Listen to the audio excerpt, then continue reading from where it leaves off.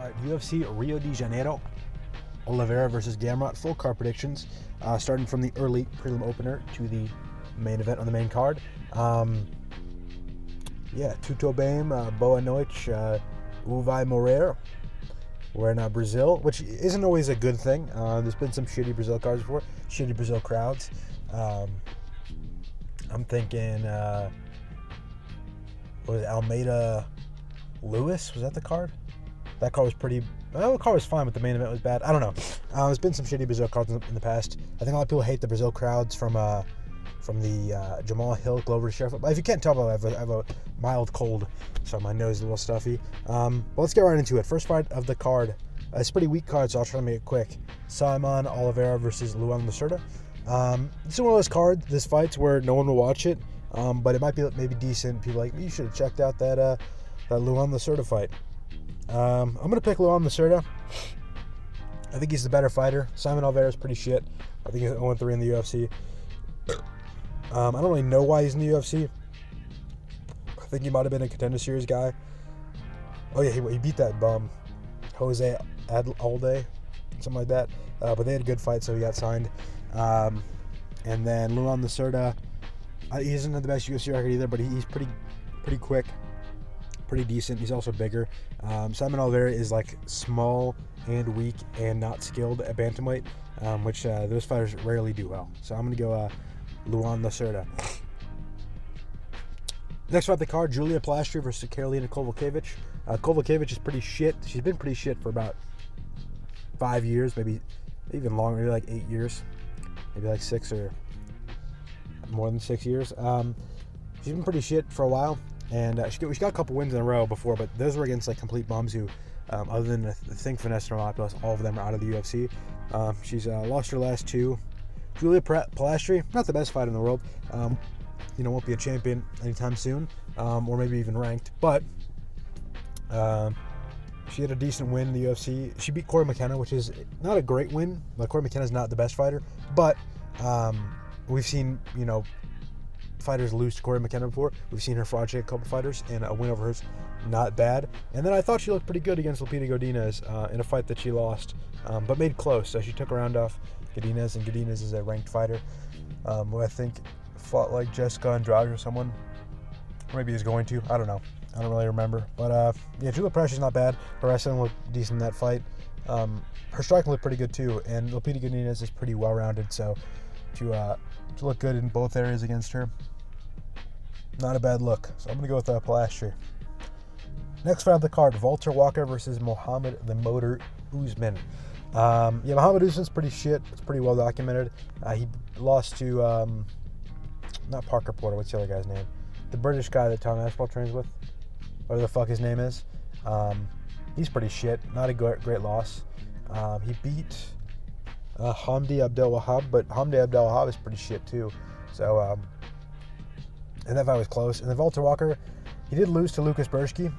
And I know Lucas Burski 1-6 in the UFC, but he should have beat Martin Bidet.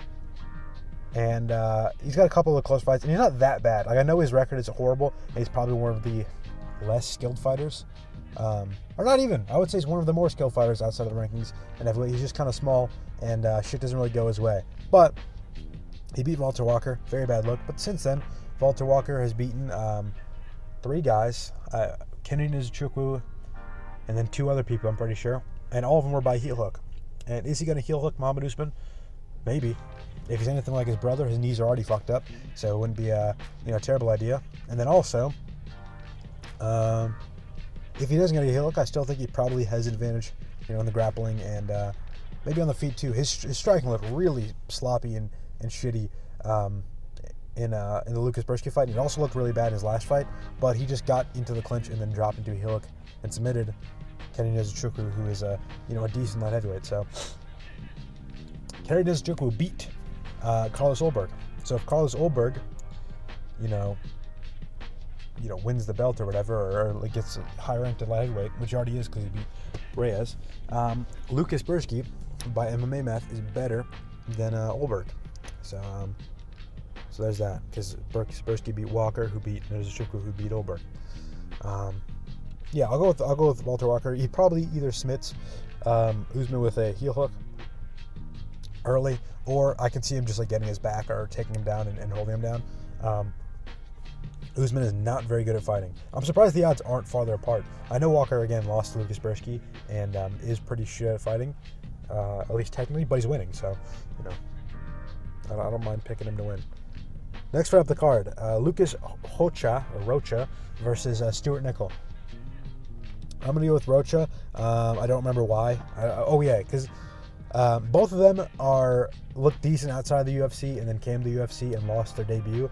I think they both looked a pretty similar level in the most recent fights. Rocha got submitted by Clayton Carpenter, and Nicoll got submitted by Jesus Aguilar. And I think that as far as submitting artists go, as far as grapplers go, Clayton Carpenter's a little bit better, so I don't mind a submission loss to him as much as I do Jesus Aguilar loss. To be fair, Aguilar's got a pretty good guillotine, so that's not, a terrible loss, and that shit kind of happens where you just fall into a guillotine as a debutant. However, if they both look similar levels against like Rocha fighting a better fighter than Nicoll, and Rocha's younger, he's probably going to improve more. I like to pick Rocha. I don't know what gym Stewart Nicoll trains at. He's Australian, so you'd think probably like CKB or whatever, the one that Jack Jenkins trains at, or the one that Volk trains at, because that's where like 90% of Australian fighters train. But it's not listed on Tapology. And Lucas Rocha trains at a gym I've never heard of. It's a Renove Sao Kowari gym team. So maybe he won't improve because maybe he's at a shitty gym. But again, I don't know what gym Nicoll trains at. And if he doesn't train at like the big three gyms in Australia, I don't know if his gym's gonna be any better than Rocha's. So I could see this being a decent fight. It is some flyweights. God, Rocha's really small. He's 5'3". I don't remember him being that small against Clayton Carpenter, but Clayton Carpenter's not the biggest fighter either. So yeah, I'll go with Lucas Rocha. This is a close fight though. I think the odds are probably pretty accurate. I'm gonna sneeze, I think. Maybe not. Okay. Glad I got that out of the way. Next fight of the card, Irena Alekseeva versus Beatriz Mesquita. God, I hate picking these fights because every single time there's a good jiu-jitsu prospect coming to the UFC as a big favorite, they always lose their debut. And every single time there's a good women's prospect who is like older coming into UFC as a big prospect, they always lose. I'm thinking Buchecha. I'm thinking who's the lady that just Alice Pereira. I'm thinking other people. And Beatriz Mesquita is both those. She's a grappling prospect, and she's also a woman, which does not bode well for her winning her debut. However, she's fighting a complete bum in Irena Alekseeva, who's 5-3 in her career. Lost to Claudia Segula, who's shit. She lost to Melissa Tanya Mullins, who's shit. She's pretty bad. So it's hard for me. She's also older than Mesquita. So I'm just gonna pick Mesquita. I don't think she's gonna get the finish, but I could see her winning. Like even Buchecha, he fought Martin Buday, who wasn't that bad, and he made the fight like kind of close. Like he lost because he was on his way to winning like a second and third round decision, but he fell off top position in the third round, and then got like ground and pounded to a decision loss. So if Mesquita's in a similar position, I don't think that she's gonna fumble it. Maybe, I don't know. I'll pick her. It's just Alekseeva is so bad. Mesquita's lucky that like she's not fighting someone who could give her a run for her money early, like a Sam Hughes or a Corey McKenna. So it's that bantamweight, whatever. I'll go with Mesquita. She's pretty small, which is worrying. She's 5'4". Alekseeva's not even the biggest bantamweight. She's got some decent size on her, which again worries me. This could be a decent underdog pick if you're going for money, not for pick 'em. But I'll go with Mesquita reluctantly. Next fight of the card, Vitor Petrino versus Thomas Petersen. I'm going with Petrino. Petrino looked pretty good at heavyweight so far. He looked fucking giant. He was undefeated at light heavyweight. He knocked out Modestas Bukauskas, and then he jumped into a guillotine against Anthony Smith, and then was about to win a decision against Dustin Jacoby, and he got knocked out. So not a good look. But he went up to heavyweight, and he looked giant. He's clearly on roids, which is good on him. He's the only one using his brain. I feel like if you're not cutting weight and you're heavyweight and you're not using steroids, you're kind of an idiot, because this new drug testing body clearly does not test. There's a lot of guys have had physique changes since this new overseeing body, and Vitor Petrino is one of them. He was already pretty jacked at light heavyweight, but now he's jacked and super thick. So and then he fought Austin Lane, and he got a round 1 submission. Looked pretty good in the grappling. I've long had this theory that every single light heavyweight is better than every single heavyweight in the grappling. That theory was kind of proven false by Valter Walker submitting Karolina Zutroku, but that's just an anomaly. It's an outlier. So I'll pick Petrino to either knock out or submit Thomas Petersen in the first round. Thomas Petersen, decent performance against Dontel Mays. He won the decision. Or maybe he got a finish, actually. Let me check. Yeah, he got a decision. But he did get knocked out against Shamil Gaziev, which I think people are forgetting how bad of a look that is. Gaziev is not good. He might beat Spivak. Spivak's had some iffy performances recently, but Gaziev did get dominated by Jairzinho Rozenstruik, and he quit by gassing out. He ran out of gas and he quit. So he is shit. And Thomas Petersen did get knocked out by him. So I feel like Vitor Petrino shouldn't struggle against a guy like Thomas Petersen. So I'll pick him to win. Next fight of the card, Jafel Filho versus Clayton Carpenter. I'm going to pick Clayton Carpenter. I'm pretty high at him. I think he's pretty good. He didn't have the best performance against Tagir Ulanbekov, but I think that's a pretty bad stylistic matchup. Carpenter is not the strongest wrestler, but he's got pretty good jiu-jitsu, and Ulanbekov is not the best grappler, but he's a good wrestler and he's good at staying on top. So Carpenter was kind of forced to play into Ulanbekov's game of just staying on top, and he was staying on bottom the whole time, and it allowed Ulanbekov to just win on control time. And he's a little bit behind on the feet, but I don't think he was that bad. And Ulanbekov is not terrible on the feet. I think he looked pretty solid against Tim Elliott when he wasn't getting his glove grabbed. I think Ulanbekov is a decent fighter. And I said this last time, with Jafel Filho's last fight against Alan Nascimento. Filho had a close fight with Mokaev, and Nascimento had a close fight with Ulanbekov, and I was like, I rate having a close fight with Ulanbekov way higher than I do having a close fight with Mokaev, because Mokaev lets a lot of people have close fights with him. He had a close fight like Malcolm Gordon and Cody Durden and Charles Johnson when Charles Johnson wasn't very good. So, not that impressed by it. And Ulanbekov is a harder fighter to have a close fight with, and Clayton Carpenter did so. Now, I will say, since that fight, Ulanbekov has had a lot of close fights. I mean, he had a close fight against what's his name? The Kazakhstani guy. I think it's either Beksat Almakan or the other one. And then he also had a close fight with Clayton Carpenter. So, maybe Ulanbekov does allow a lot of people into their fights, but I still think he's better. Maybe not at winning, but better at having winning rounds than Mokaev. So again, I still think having a close fight with him is impressive. And I think Clayton Carpenter did better than Nascimento did. And I think Clayton Carpenter is probably a better jiu-jitsu player than Alan Nascimento. And Alan Nascimento won that fight against Jafel Filho primarily by using his jiu-jitsu. So I'm going to pick Clayton Carpenter to out-grapple Jafel Filho. I'm going to pause so I can blow my nose. Give me 1 second. Okay, we're back. Hopefully I sound a little clearer. I'm still going to get you throat, but we'll get through this. Next fight of the card, Lucas Almeida versus Michael Aswell. I'm going to go with I'll go with Lucas Almeida. I'm pretty 50-50 on this fight. Both of these guys I don't think are very good. The thing about Aswell is he was never really UFC level. He lost on the Contender Series to Bogdan Grad. And Bogdan Grad is not a very good fighter. And then he won against a guy who, a split decision against Dorian Ramos, who is not UFC level. And that got him back into the UFC for a short notice fight against Balajiaki. And he pretty clearly lost that fight. I wouldn't say he got dominated, but I would say that the fight was not close at all. He got, I think, outlanded almost 2-1 in that fight.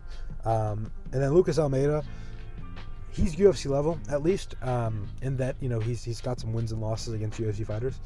He did get finished by Andre Fili, which is not a good look, but went to a split decision with Danny Silva, a guy who I think is pretty solid. He beat Timmy Kwamba, who's had some close fights with other UFC level fighters. Here's another win. Yeah, he beat Michael Trezano, who's not that good. Michael Trezano is the guy who I'm pretty sure had the double knockdown against Sungwoo Choi, or some Korean guy.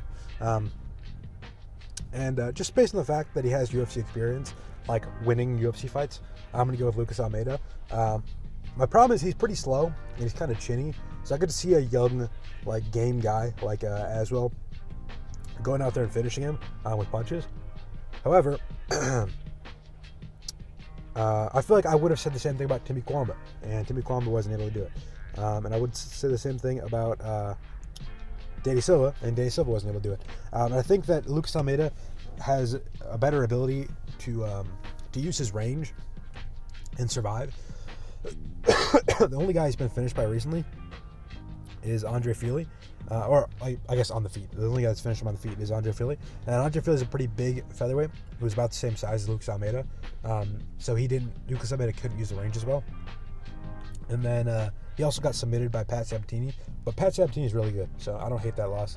I think Almeida's got the size and skills to win a decision. Next fight up the card, Ricardo Ramos versus Kaan Lee. I apologize for my excess of coughing. I'm having a fit here. I'm going to go with Ricardo Ramos. I think he's not the best, but I did like his performance in his last fight against Chepe Mariscal. It was a loss. However, Chepe Mariscal dominated a couple guys in a row, including, what's his name? Maybe not dominate, but he beat Trevor Peek pretty clearly. He was beating, a close fight with Jack Jenkins until Jack Jenkins got injured. He dominated the guy with the bad hairline. What's his name? Fuck, the guy that Ilya knocked out. That guy. He 30-25'd him.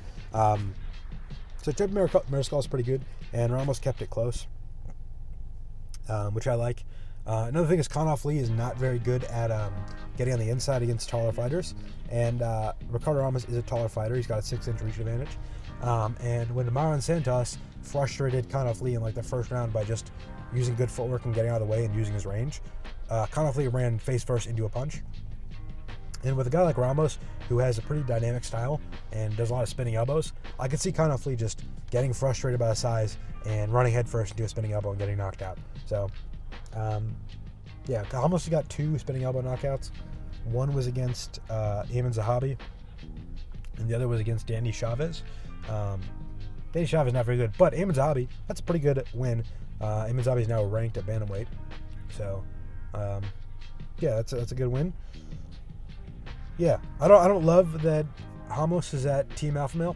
They're not a very good gym in my opinion, but I don't know. Andre Fili's there, and he's had maybe not a career resurgence, but he's had a couple good performances recently. So maybe that is a good place for him to be. I'm gonna pick him to knock out Kaan Lee, maybe in the first or second round. I just feel like Lee is not very good defensively, and his footwork is horrible, which leaves him open to getting knocked out. So he trains at Absolute in Australia, which is where I'm pretty sure where Jack Jenkins trains. But he's also trained with Volkanovski and the City Kickboxing guys before. So maybe he could improve, but he's kind of old, and I don't really see much improvement between him on The Ultimate Fighter and his 2 UFC fights. So I'm going to pick Ramos. Karolina is his nickname. Next fight of the card, Gennaro Diniz versus Mario Pinto. I'm going to pick Mario Pinto. He's a favorite. I think the odds are probably pretty accurate. He's a slight favorite. The reason why is because I feel like Gennaro Diniz was at the same point that Mario Pinto was at after his first UFC fight. Both of them fought in their first UFC fights against Austin Lane and got a second round knockout after losing the first round. I will say that Mario Pinto lost the first round on the feet. It was kind of a striking fight, and Pinto was just reluctant, and that made him lose the first round. Whereas Deniz was like taken down and controlled, and that's how he lost the first round. And if you're going to be a striker, if you're going to beat Deniz in a striking fight, I probably don't love you losing the first round to Austin Lane, who's a shit striker. It's like the heavyweight in the wall. However, after this fight against Austin Lane, I feel like Deniz kind of took a step back in his skill level. If you saw his fight against Carl Williams, who's a decent fighter, he was really hesitant, really reluctant in the throw, didn't really open up, didn't go for the finish. He just wanted to win like a close decision, which is what he ended up doing. And then after that, he got finished by Marcin Tybura pretty brutally. And then he had his last fight against Guzzi, what's the guy's name? Alvin Hines.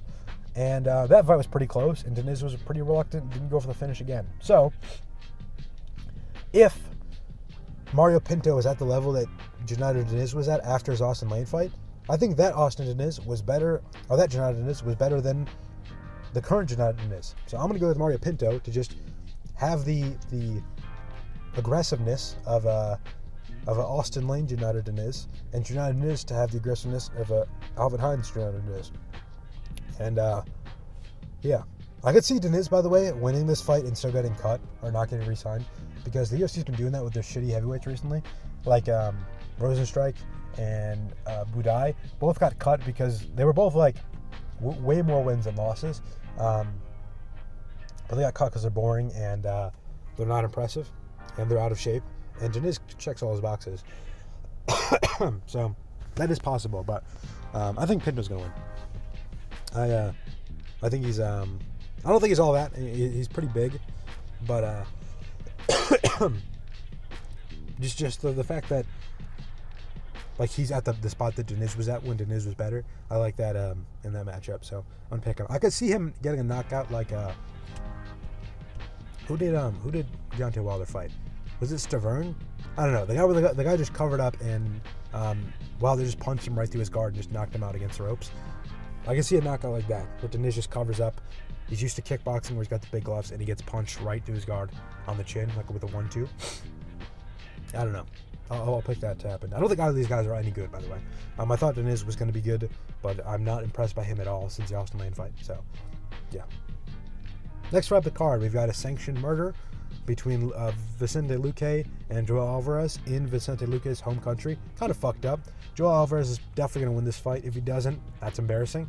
I don't love Alvarez going up to welterweight, and not because I think he's going to lose this fight or he's going to, not do very good. It's just that I feel like the matchups at 155, I know he lost to Arman Tsarukyan, but I feel like with his recent improvements, he's a good matchup against Pimblett, Gaethje, Fiziev, Oliveira, Gamrot, like all those guys at the top lightweight. I feel like Alvarez has a pretty good chance against. And I don't know if I could say the same about 170. Like, he doesn't have a big reach advantage against guys like Prates and Shavkat and Ian Gary, and Sean Brady could give him a hard fight, and Usman can give him a hard fight, and Buckley can give him a hard fight. So I wish he stayed a lightweight just for his sake, but I guess the weight cut was just too much. He's pulled out of a lot of fights recently, but he's bangers after bangers. I mean, he's 22 wins, all finishes. He's got one early loss, and then he's got a loss to Tsarukyan, and then and then Demir's Magulov as well. So no bad losses, all good wins. I wish he stayed at lightweight, but as far as this matchup at welterweight, should be a pretty easy win. Another thing is, like, I don't think he would have been able to take like a short notice fight like this at 170. So I guess it kind of makes sense. I'm sorry, at 155. It kind of makes sense if he wants to, like, have a quicker shot up the rankings. Short notice fights are gonna be the way to do it, and he can't do that 155 because the weight cut's too bad. So I kind of get it, but still, I don't really agree with his decision. Anyways, I'm gonna pick on my first round knockout. Luque, since the the Jeff Neal fight, hasn't looked himself. He got a brain bleed in that fight. After that, he beat RDA by holding RDA against the cage for 5 rounds. Then he lost to Joaquin Buckley by just getting hit a couple times and quitting. He beat them Garimbo by knocking him down in the first round and submitting him, which was impressive, but kind of a fluke. Maybe not. I don't know. But like that win doesn't show me like, oh, okay, Luque is back to his prime, especially when his next fight he goes in and he gets submitted right away against Kevin Holland. Yeah, I'm gonna go with Joel Alvarez, and I think probably by knockout, and it could be bad. The problem with the guy who's had a brain bleed in the past is like every time he gets knocked out in the future, he could literally die in this fight.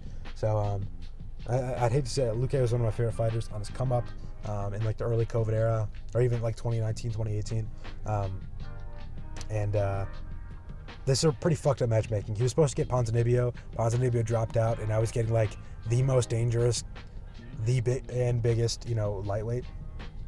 A little messed up. So yeah, I'm gonna pick Alvarez. Probably like a pretty brutal first round knockout. Next fight of the card, we've got Davison Figueiredo versus Montel Jackson. Interesting fight. Figueiredo's a former champion. Was on a 3-fight win streak in this weight class. He beat Cody Garbrandt, Rob Font, and Marlon Vera. Rob Font and Marlon Vera I'd arguably pick to beat Montel Jackson, who hasn't really fought any higher level guys at this weight class. However, I think Montel Jackson's a pretty good matchup against Davison Figueiredo, who I think has taken a pretty clear step back in his last two fights. I know his last two fights might have been the two most skilled fighters he's fought in his entire UFC career in Peter Yan and Corey Sandhagen.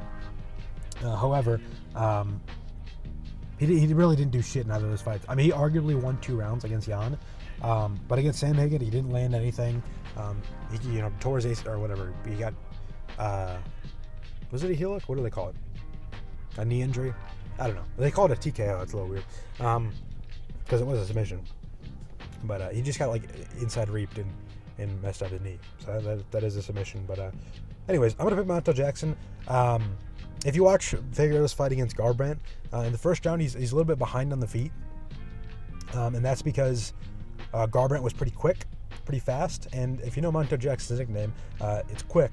He's pretty fast and he's rangy, and I know that Figueiredo had success on the feet against Rob Font and Marlon Vera, two bigger 135ers who've got decent range. However, both of them are pretty slow, and both of them are pretty inactive if they're not. Like, Rob Font can be pretty active if he's like rolling, if he's starting to get an advantage on the guy, but if he's not getting an advantage on a guy, he struggles to like pick up the pace. And Marlon Vera is known for being like pretty, hesitant, I guess. So that's kind of why I think Figueiredo was able to win those fights. And honestly, in the Marlon Vera fight, the 2 rounds where he didn't get a knockdown were kind of close. They were pretty competitive. And until that knockdown happened, it was pretty unclear who was going to get the decision in that fight. So I think a guy like Montel Jackson, who is a little bit more game, a little bit more active, and also faster, combined with the range, I think if he doesn't get dropped, I think he'll probably win. And I know Cody Garbrandt did end up losing that fight. However, Figueiredo was able to just take down Garbrandt, get his back, and submit him.